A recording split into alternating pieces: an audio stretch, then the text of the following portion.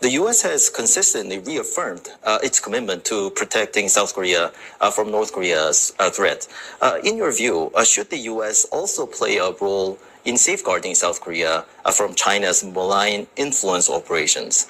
If so, what specific actions should Washington take? Well, certainly we should be trying to protect and assist South Korea in defending against Chinese, North Korean, and other influence operations, as we should be working with our allies and partners around the region or throughout the world. And we know that China is engaged in these influence operations, disinformation, as part of a broader strategy, which includes overt means of coercive public diplomacy, influence by economic, their trade imbalances with other countries, and also the weaponization of trade. If you don't do this, we will punish you. So it's a really multifaceted Chinese threat, both overt and covert. So we should work with Seoul and others to identify and publicize and constrain these influence operations. There's very strong anti-China sentiment within South Korea. So any of exposure of these operations really works against Beijing once they're exposed. So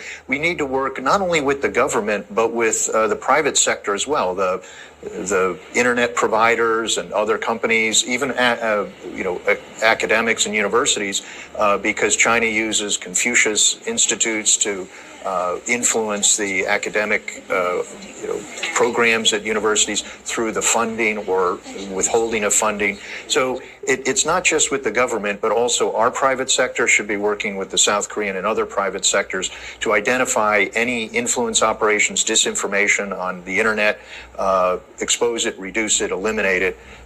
So it really is a very large effort that needs to be done with and both within and without the government.